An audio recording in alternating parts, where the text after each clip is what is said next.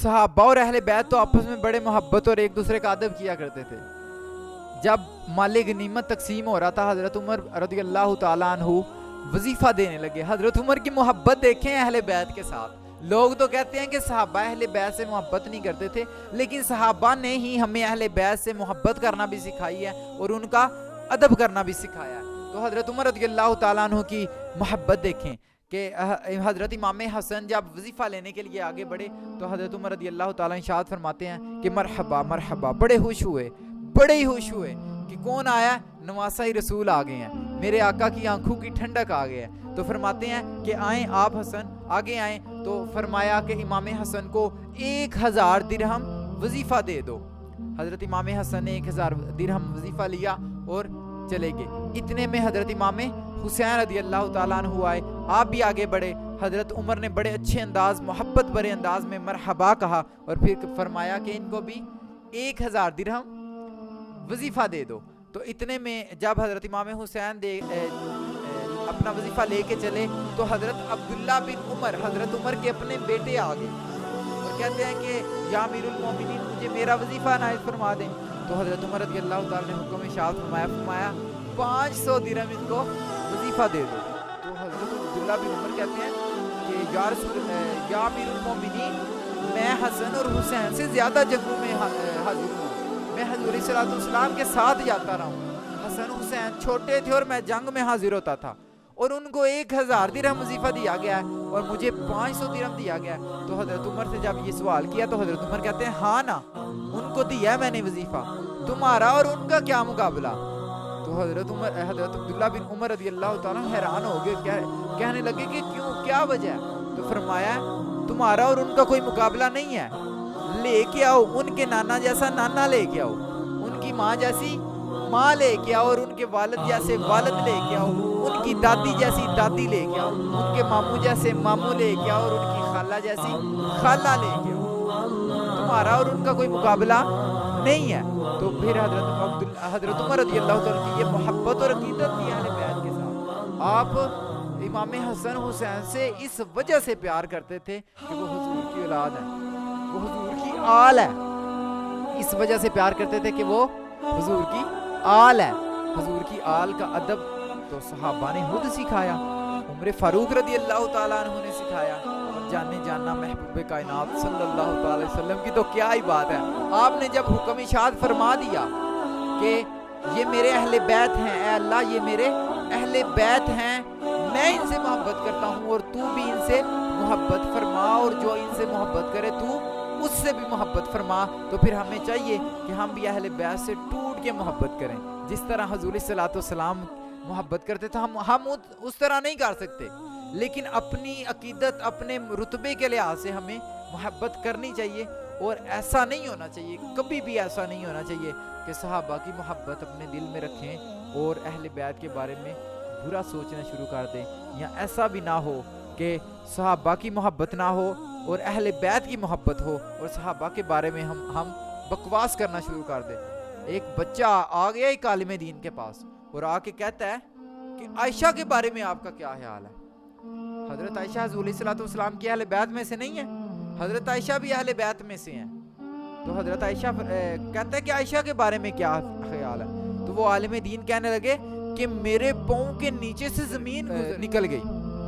وہ کہتے ہیں کہ میرے پاؤں کے نیچے سے زمین نکل گئی ہے.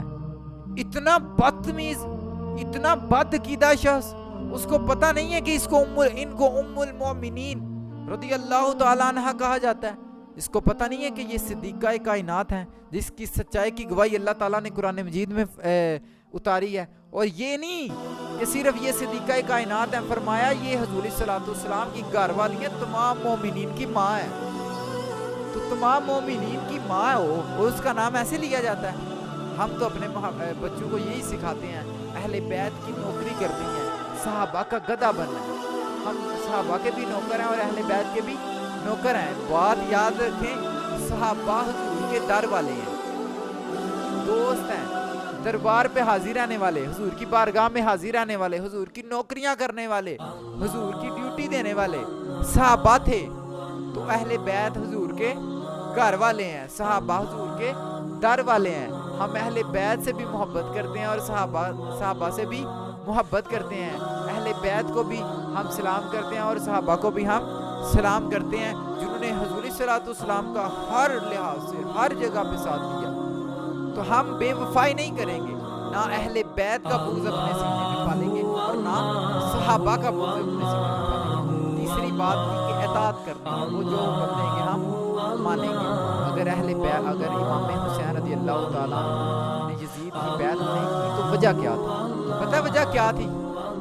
حضرت امام حسین رضی اللہ تعالیٰ عنہ آل رسول, نیک, محدث, محقق, فتویٰ چلتا تھا حضرت امام حسین کا, مفتی تھے بہت بڑے, فتاوا آپ کے فتاوا جات تاریخ کی کتابوں میں آتے ہیں. اور ایک عقیدہ کی کتاب ہے, عقیدے پہ مشتمل التمہید. کیا کتاب کا نام ہے؟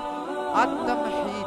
اس کتاب میں لکھا ہوا ہے کہ لوگ یہ روایت بیان کرتے ہیں کہ حضرت امیر معاویہ رضی اللہ تعالیٰ عنہ نے یزید کو خلیفہ بنانے کے حوالے سے صحابہ سے مشورہ کیا. لیکن ایک اور روایت بھی موجود ہے. وہ روایت یہ ہے کہ صحابہ سے مشورہ, یہ ایک روایت بیان کی جاتی ہے. جو روایت ایک اور ہے وہ روایت التمہید کتاب کے اندر نقل کی گئی ہے. آپ ارشاد فرماتے ہیں, صاحب مصنف, صاحب کتب, آپ ارشاد فرماتے ہیں کہ یہ حضرت امیر معاویہ رضی اللہ تعالیٰ عنہ نے یزید کو خلیفہ نہیں بنایا. تو یہ لوگوں کی اپنی اپنی سوچ بن گئی ہے کہ یزید ٹھیک تھا. جن کی سوچ ہے وہ یزید کے ساتھ اپنا خاتمہ کرتے ہیں. میں نے آپ کو بتایا نا کہ افضل ہے کل جہاں سے گھرانہ حسین کا, اور نبیوں کا تاجدار ہے نانا حسین کا. اور ایک پل کی تھی بس حکومت یزید کی, ایک پل کی تھی بس حکومت یزید کی, اور صدیاں حسین کی ہیں زمانہ حسین کا. اور ایک شاعر کیا کہنے لگے کہ کہتے ہیں کہ خون حسین کی قسم یہی ہے عرض کربلا. یہ کیا ہے عرض کربلا؟ خون حسین کی قسم یہی ہے عرض کربلا. لاکھوں یزید ہیں یہاں کلمہ حق اٹھا کے دیکھ. اگر تو حضور صلی اللہ علیہ وسلم کے دین کے اوپر چلنا شروع کر دے, لاکھوں کروڑوں یزید تیرے سامنے کھڑے ہو جائیں گے جو رکاوٹ پیش کریں گے کہ دین پہ چلنا نہیں, دین کے کام میں رکاوٹ پیش کریں گے. تو ہم الحمدللہ رب العالمین ہم اہل بیت کے بھی نوکر ہیں, صحابہ کے بھی نوکر ہیں. اور یہ دعا کرتے ہیں اللہ تعالیٰ ہمیں اس نوکری میں بھی, اس نوکری ہی میں اس دنیا سے لے چلے. جب ہمارے آخری سانس ہو تو کم از کم یہ کہنے والے ہوں حضور کا دیدار ہو. آخری سانس میں حضور کا دیدار. صحابہ کیا, صحابہ پتہ ہے حضور سے کتنا پیار کرتے تھے.